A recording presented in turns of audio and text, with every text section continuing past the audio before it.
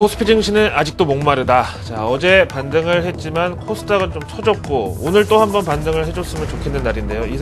일단은 개장 상승 출발에는 큰 이상은 없어 보입니다. 미 증시의 화려한 마감 브리핑 제목이 붙어 있더라고요. 블룸버그 통신 보시죠. 오랜만에 듣는 좀 불리쉬하고 화려한 제목이라고 말씀을 드리는데, 오늘 미 증시에서는 여러 호재들이 겹치면서 그동안 지지부진했던 조정 국면 이후에 지금은 매수 타이밍이다, 이런 친시장적인 컨센서스 쪽으로 투자자들이 몰렸다고 합니다. 오늘 나온 여러 호재들은 주가에 충실히 반영되었다고 전하고 있는데요. 어떤 날은 또 조금 재수가 없는 날은 호재도 둔감한 날이 있는데, 오늘은 그렇지 않고 호재에 그대로 시장이 화답을 해줬다는 이런 분위기죠. 오늘의 호재들을 순서대로 나열해 보겠습니다. 먼저 다우지수 구성 종목인 동시에 다국적 기업이죠. 존슨앤존슨의 실적 전망 상향. 요즘에 다들 실적 전망을 하향하고 있는 데는 이례적으로 나온 반가운 소식이었고요. 여기다가 월가 대표 IB죠. 골드만삭스의 어닝 서프라이즈와 배당을 증액한다는 소식. 여기다가 어제 실적을 발표한 시티그룹이 오늘 CEO 교체 소식에 추가 상승하면서 금융주가 강세를 하루 더 연장했다는 내용도 언급되고 있습니다.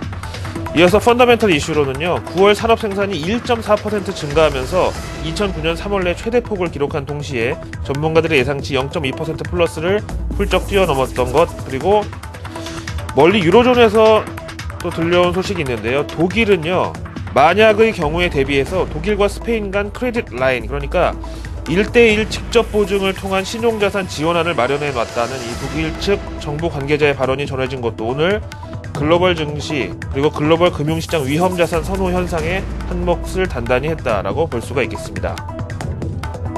말 나온 김에 유로존 한번 가보시죠. 그리스, 스페인 구제금융에 대한 이 소식은 아직 확정되지 않고 있는데요. 오늘 분위기가 많이 좋아졌다고 하네요. AFP 통신이 전하는 내용 함께 보시겠습니다.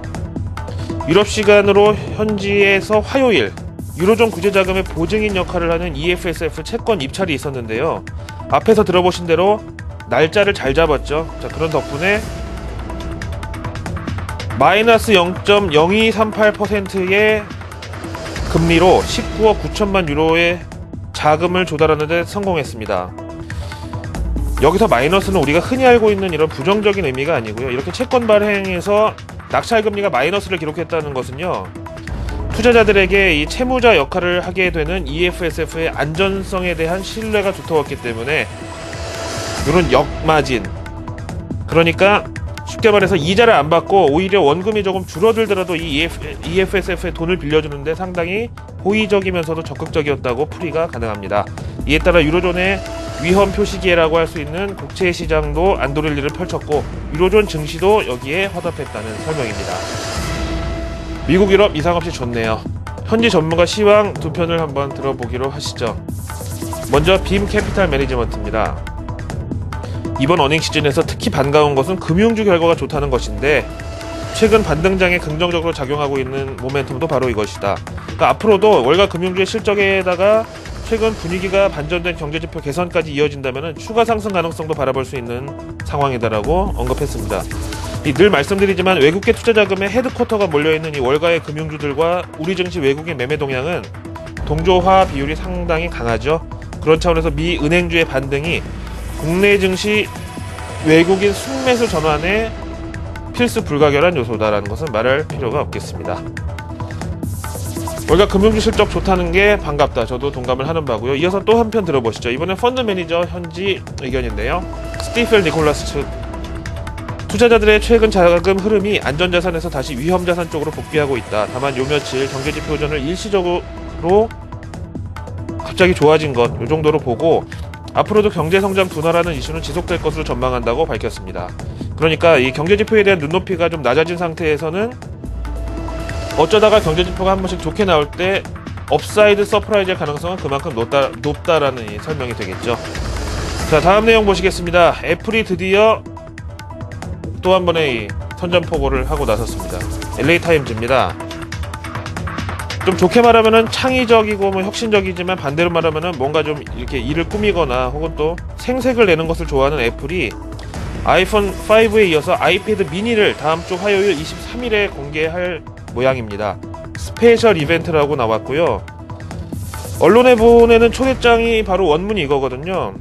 우리는 뭔가 보여주겠다. 이런 뭐 옛날에 이주일 코미디언께서 뭐 하던 멘트인가요? 뭔가 더 보여주겠다. 뭐 이렇게 이런 문구로 기대감을 증폭시켰다고 하고요. 애플 측의 이 초대장 문구를 함께 보고 계십니다. 좀 이어서 지난번 아이폰 5도 미리 사진이 유출됐는데 이게 진짜다 가짜다 논란이 있었지만 결국은 진짜였었잖아요. 이번에도 한번 보실까요? 전자제품 비교 분석 사이트 BGR에서 입수한 사진을 보시면은요, 아이패드 미니가 한 손바닥만 하네요. 삼성전자 갤럭시 노트2의 경쟁 상대로 볼 수 있지만 보시는 대로 사이즈는 조금 더 큰 것 같고요. 그냥 좀 큰 아이폰 정도로 보여지고, 우리가 상식적으로 알고 있는 게 이 전자제품은요 항상 하루라도 늦게 나온 게 더 좋다 뭐 이렇게 상식적으로 알고 있지만은, 우리나라 이 갤럭시 노트2는요 S펜이라고 해서 화면에 직접 그림도 그리고 뭐 미세 작업도 가능한 이 고감도 터치펜 기능이 있는데, 요게 또 그렇게 미국에서 신기하다 그러고 반응이 좋다네요. 그래서 이번 경쟁에서 비록 먼저 제품을 내놓긴 했지만 잘 이겨낼 수 있을 것으로 기대를 해보겠습니다. 23일 되면 이게 검증이 되겠네요. 마지막으로 MSCI 한국지수 보시죠. 모두 부분에서 어제에 이어서 하루 더 반등을 해달라, 어제의 반등은 목마르다 말씀을 드렸는데, 조금 상승폭이 크기는 한데 어제 우리 증시 코스피 이 상승세를 후반영한 이런 비율도 감안을 좀 하셔야 되겠고요. 어쨌든 외국인들은 일단 쌍바닥을 형성하면서 그동안 한국 주식 비중을 너무 많이 줄였으니까 좀 다시 채워도 되겠다는 이런 투심을 하루 더 오늘 나타낼 것으로 보여집니다. 수요일 아침 글로벌 마켓 나오는 여기까지입니다. 고맙습니다.